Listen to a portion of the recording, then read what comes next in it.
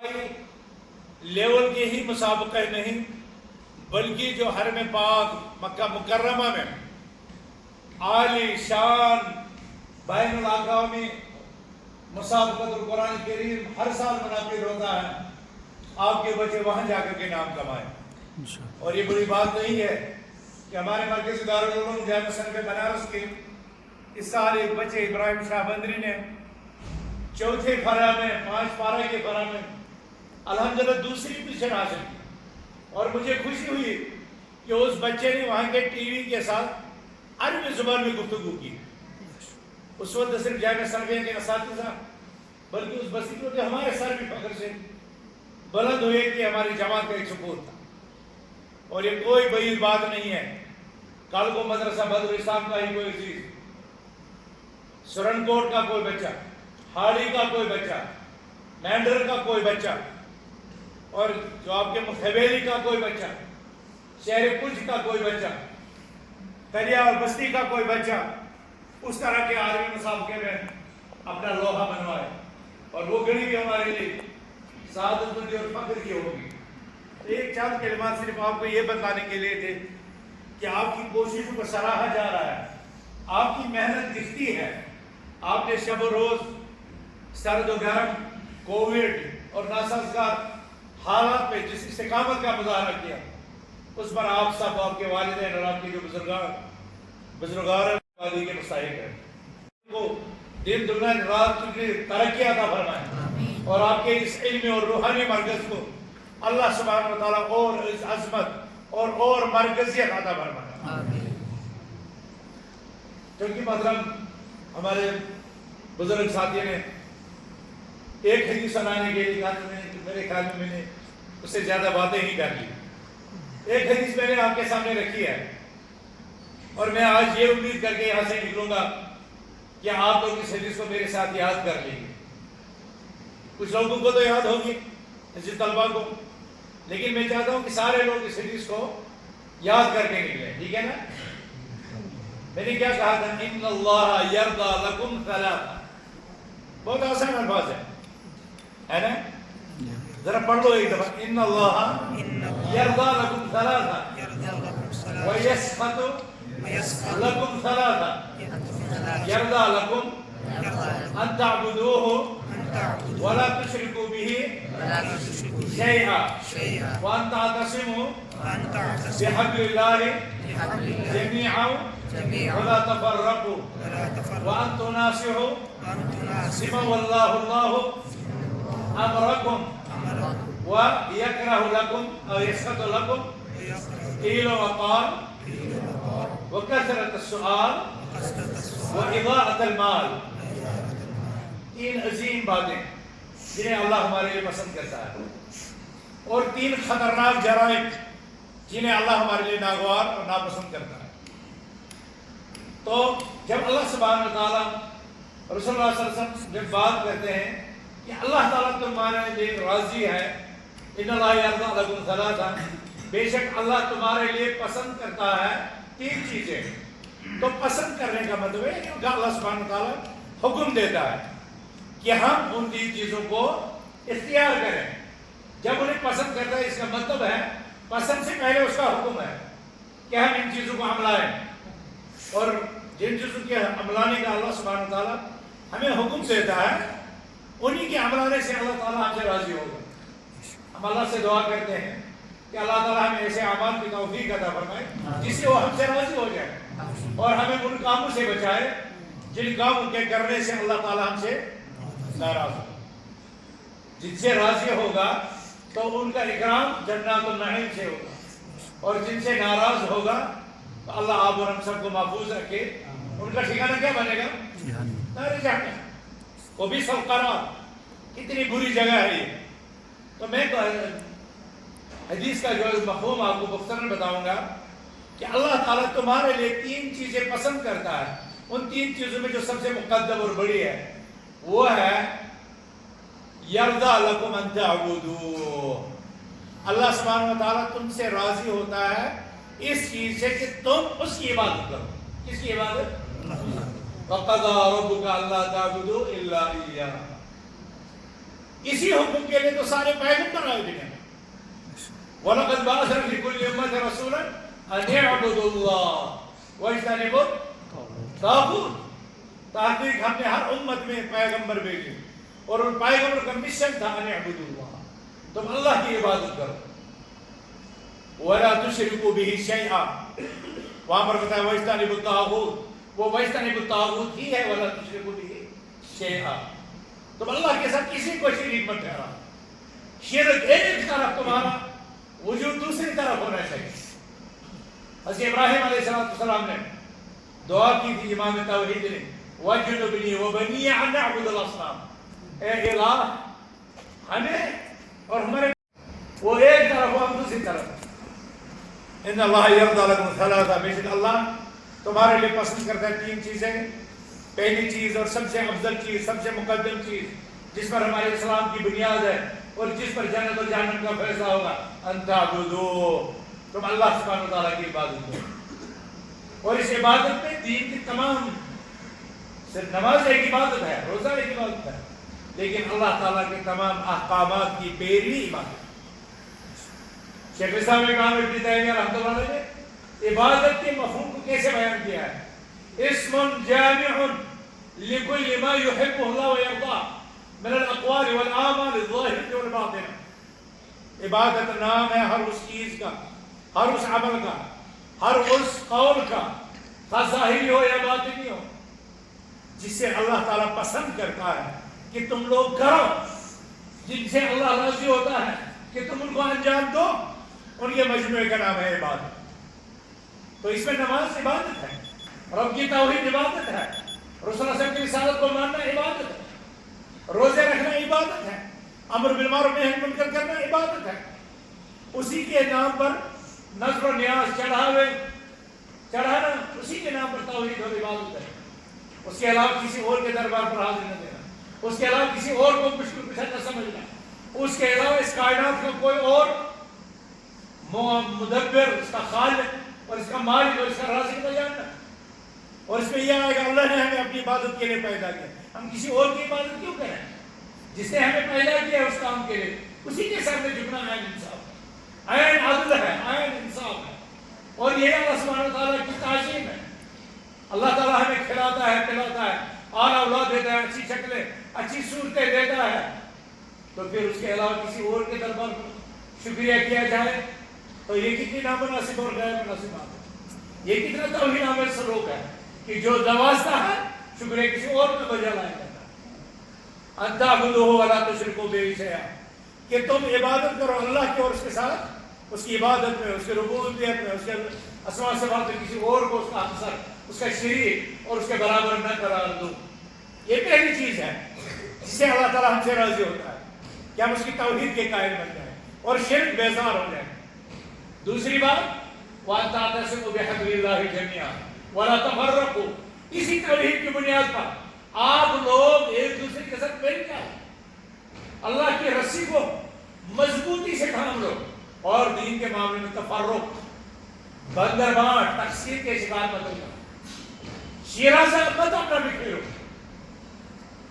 یہ توحید جو ہم سب کو ایک رب کے ماننے کا حکم دیتا ہے، تو اس کے دربار میں جھکنے والوں کے دل بھی ملنے چاہیے، ان کے کندھے ملنے چاہیے، ان کی صفیں ملنی چاہیے. ہمیں کہا گیا کہ صفیں ملا کے بھی کرو. ہمیں یہاں پر یہ بھی حکم دیا گیا وَلَا تَخْتَلِفُوا فَتَخْتَلِفَ قُلُوبُكُمْ، صفوں میں اختلاف مت کرو، کیونکہ یہ صفوں کا اختلاف صفوں تک محدود نہیں رہتا، یہ صفوں کا اختلاف تمہارے دلوں میں داخل ہو جائے گا. ہم لوگ کتنے بدنصیب ہیں کہ کتنی وجوہات کی بنا پر، ناروا وجوہات کی بنا پر ہم ایک دوسرے بھائی کے ساتھ اس نماز میں کھڑا ہونا نہیں گوارا کرتے. جب ہم کندھے سے کندھا ملا کر کے، ٹخنے سے ٹخنے اور پاؤں سے پاؤں ملا کر کے کھڑا ہونا گوارا نہیں کرتے، تو ہمیں اپنے بھائی کے لیے کب تڑپ، کب ہمدردی، کب اس کی محبت، کب وہ بیدار ہوگی. یہ 5 وقتوں کی نماز تو ہمیں یہی سکھلاتی تھی کہ ہم اپنے اندر وحدت، ہمیں اپنے اندر اجتماعیت، ہم اپنے اندر ایک سوچ، ہم ایک دوسرے کی مساوات، ایک دوسرے کی ہمدردی اور ایک دوسرے کی غمگساری اور ایک دوسرے کے ساتھ ملاقات دن میں کم سے کم 5 دفعہ کرے، تاکہ ان کی ضروریات، ان کی تکالیف، ان کے غموں، ان کے پریشانی کا ہمیں احساس ہو جائے اور ہم ان کو ان کے ساتھ حال بنائیں. وَأَن تَعْتَصِمُوا بِحَبْلِ اللَّهِ جَمِيعًا، اللہ کی رسی. اہل علم نے کہا اللہ کی رسی قرآن ہے، اہل علم نے کہا اللہ کی رسی سنت ہے، اہل اسلام نے کہا اللہ کی رسی دین اسلام ہے. مختلف لوگوں نے مختلف معانی کیے، لیکن سارے معانی کا ایک ہی مدعا اور مقصد ہے، وہ ہے اللہ کی رسی، اللہ کے دین کو مضبوطی سے پکڑنا. ان هذه امتكم امه واحده وانا ربكم فاعبدون. اگر ایک رب کی سارے بندے اس کی عبادت کرنا شروع کر دیں تو یہ ایک رب کی بندگی ان کو وحدت صف کا درس دے ہی دے گی اور ان کو تفرق اور انتشار سے بچائے گی. کتنی باتیں آ گئی جنہیں اللہ ہم سے چاہتا ہے، ہمیں پسند کرتا ہے. ایک یہ کہ ہم توحید کی عبادت اس کی کریں اور شرک نہ کریں. دوسری بات ہے ہم اس میں مانگو کہ جب تمہارے بڑے درست ہوں گے تو پیچھے چلنے والے تو خود بخود درست ہو جائیں گے. لیکن اللہ بچائے اگر بگاڑ وہیں سے آیا تو پھر یہ تو بگاڑ. جیسے کہتے علی رضی اللہ عنہ حضرت عمر سے کہا تھا لقد عففت فعفت رعیتک ولو رتعت لرتعوا. اے حضرت عمر رضی اللہ عنہ، اللہ نے تمہیں پاک باز بنایا ہے، پاک باز بنایا ہے، تو تمہارے پیچھے چلنے والے بھی پاک باز ہیں. اور اگر آپ ادھر ادھر منہ مارتے تو یہ لوگ بھی منہ مارتے پھرتے. تو بڑوں کا اثر چھوٹوں پر لازمی طور پر پڑتا ہے. تو تیسری چیز جسے اللہ تعالیٰ ہمارے اور آپ کے لیے پسند کرتا ہے، ہم اپنے بڑوں کے لیے خیر خواہ بنیں، ان کے لیے بہتر مشورہ دینے والے بنیں، ان کی اطاعت کرنے والے بنیں. اور جو تین چیزیں اللہ تعالیٰ آپ سے ناپسند کرتا ہے اور یہ کرنے سے آپ کو ناراض ہوتا ہے، پہلی چیز ہے قیل وقال. یہ قیل وقال کا لفظ بہت عجیب ہے. یہ ہمارے بہت سے سماجی اور گھریلو اور رشتوں کے مسائل حل کر دیتا ہے اگر اس قیل وقال سے بچا جائے.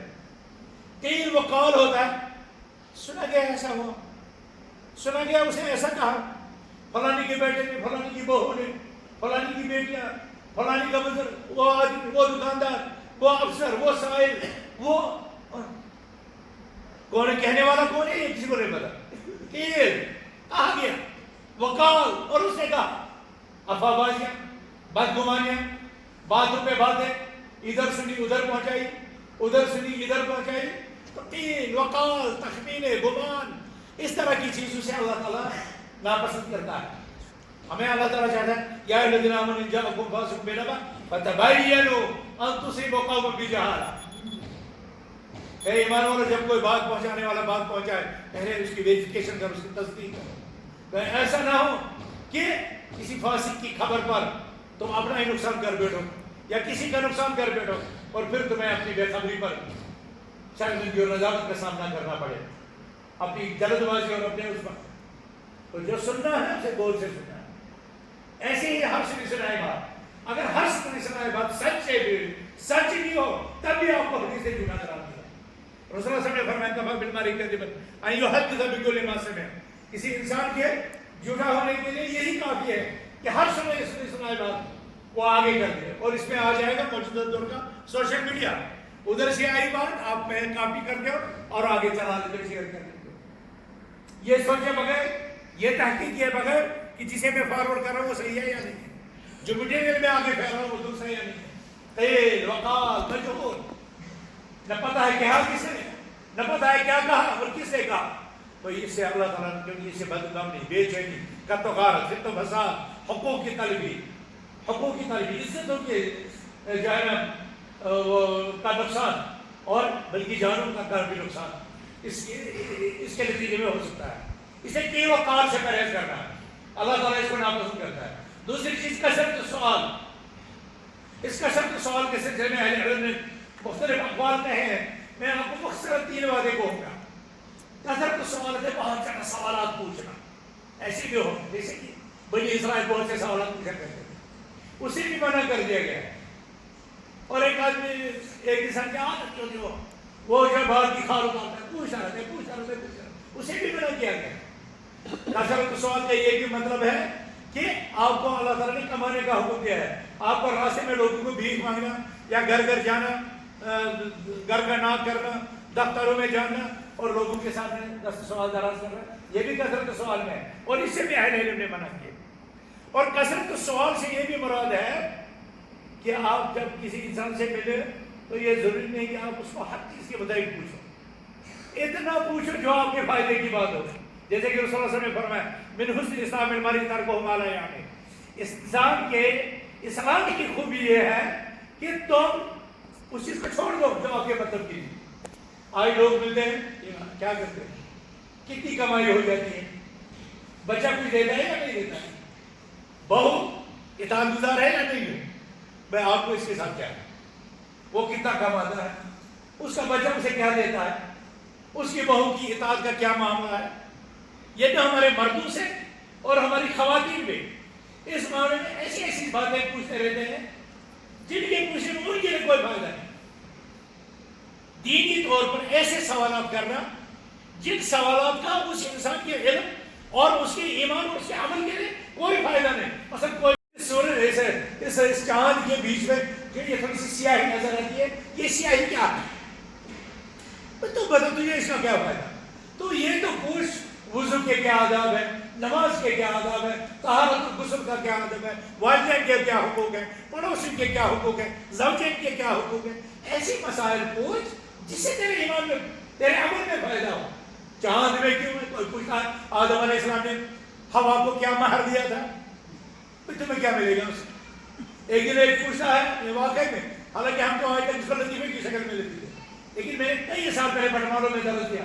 اس کے بعد بارش زبردنا شروع ہوئی, میں آٹو کے ذریعے سے واپس جا رہا ہوں, تو چلی میں آٹو میں بیٹھا, ایک آدمی فون کر رہا ہے, وہ مجھے کہہ رہا ہے کہ حضرت یعقوب یوسف علیہ السلام کو جس بیڑے نے کھایا تھا اس بیڑے کا کیا رنگ تھا.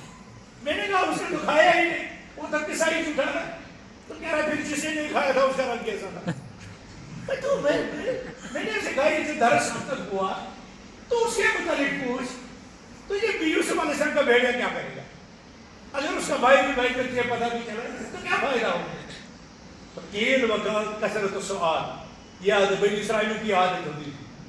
کہا موسیٰ علیہ السلام یہ ایسا ہوا ہے, کہا گائے ذبح کرو, پھر کون سی گائے, پھر ایسا, پھر آپ سورہ بقرہ میں دیکھیں نا کتنے سوالات ہیں. تو جتنے سوالات ہیں اس کو حدیث میں جرم بھی کہا گیا کہ ایک انسان اتنے سوال پوچھتے رہے تو تب تک تو حرام نہیں تھا, لیکن اس کی کثرت سوال کی وجہ سے اس کو حرام کر دیا. یہ تو آدم الناس جرم بن جائے, اس طرح کا کوئی لفظ ہے کہا گیا ہے. تو نہ قیل و قال سنی سنائی باتیں اور نہ زیادہ سوالات. اور تیسرا اور آخری شرط اضاعت المال. اضاعت المال, مال ضائع کرنا اللہ تعالیٰ ناپسند کرتا ہے. کیا کوئی عقل مند انسان مال ضائع کرتا ہے؟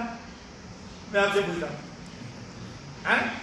لیکن جب یہی انسان سگریٹ پیے گا تو یہ نہ صرف مال ضائع کرتا ہے بلکہ اپنا بھی نقصان کرتا ہے اور ساتھ میں شیطان کا بھی باعث بنتا ہے. لیکن ہمارے بہت سے لوگوں کو یہ نہیں پتا. سگریٹ, تمباکو, نشہ, ڈرگس, منشیات, شادی بیاہ کے تو سب, گانے والوں کو 40,000, مکان کو سجانے پر اتنا, ایسی فضول رسمیں کہ جن سے بچا جا سکتا تھا لیکن اللہ نے آپ کو دے دیا اور آپ یہ سوچے بغیر اس کا صحیح مصرف کیا ہے آپ کو ضائع کرتے چلے جا رہے ہیں. اس کے مطلب آپ سے پوچھا جائے قیامت کے دن مال کہاں سے لایا اور کن راستوں میں خرچ کیا, اس کے مطلب نہیں پوچھا جائے. تو یہاں پر اللہ تعالیٰ ہمارا آپ کے لیے یہ ناپسند کرتا ہے کہ ہم مال کو ضائع کریں, بلکہ مال کا جو صحیح مصرف ہے المال و مال فقط ہو. مال تو تمہارا وہ مال ہے جو تم خرچ کرو, اپنی ذات پر خرچ کرو, اللہ کے راہ پر خرچ کرو, اپنے بیال بچوں پر خرچ کرو, اور جو تم رکھ لو گے پیچھے واپس وہ تو آپ کے وارث کا ہوگا, وہ تمہارا مال نہیں ہوگا. رسول اللہ صلی اللہ علیہ وسلم نے ایک صحابہ سے پوچھا کہ تم میں سے کس کو اپنے وارث کا مال اپنے مال سے زیادہ پیارا ہے. صحابہ نے کہا میں سے تو ہر ایک کو اپنا ہی مال پیارا ہے. کہا فإن مالہ ما قدم ومال والدہ ما أخر. اپنا وہ مال ہے جو خرچ کر رہا اللہ کے راہ میں, جو تم گھر میں رکھو گے وہ تو تمہارا کہاں, وہ تو تمہارے وارث کا ہوگا. سمجھ آیا؟ تو خیر کے مد میں خرچ کرنا اچھی بات ہے, بلکہ محمود ہے, وہ عبادت ہے. لیکن اگر ان کو ایسے مصارف, فضولیات میں, بے حرمتیوں میں, عیاشیوں میں, بے حیائیوں میں, نشاور چیزوں میں خرچ کیا جائے تو یہ مال کا ضائع کرنا ہے. میں اللہ سے دعا کرتا ہوں کہ اللہ تعالیٰ آپ اور ہم سب کو ہدایت دے, اللہ آپ اور ہم سب کو استقامت عطا فرمائے, اللہ تعالیٰ ہمیں اس حدیث پر اور اس جیسی دوسری حدیثوں پر عمل کرنے کی توفیق عطا فرمائے. اللہ تعالیٰ ہمیں توحید کی نعمت سے مالا مال کرے. اللہ تعالیٰ ہماری باتیں قبول فرمائے. شرک سے اللہ تعالیٰ ہمیں بچائے. اللہ تعالیٰ ہمیں اپنی صفیں مضبوط کرنے کی، یکجہتی اور وحدت کی توفیق دے. اللہ تعالیٰ ہمیں انتشار اور اختلاف اور اختلاف سے بچائے. اللہ تعالیٰ اسے نجات دے. اللہ تعالیٰ ہمیں اپنے بڑوں کا خیر کا بننے کی توفیق عطا فرمائے. اللہ تعالیٰ ہمیں قیل و قال، کثرت السؤال اور اقتضاء المال سے بچائے. بدر اسلام کا ایک طالب علم جو کھڑا ہو کر کے مجھے یہی سنائے. شاباش، چھوٹا ہو یا بڑا ہو،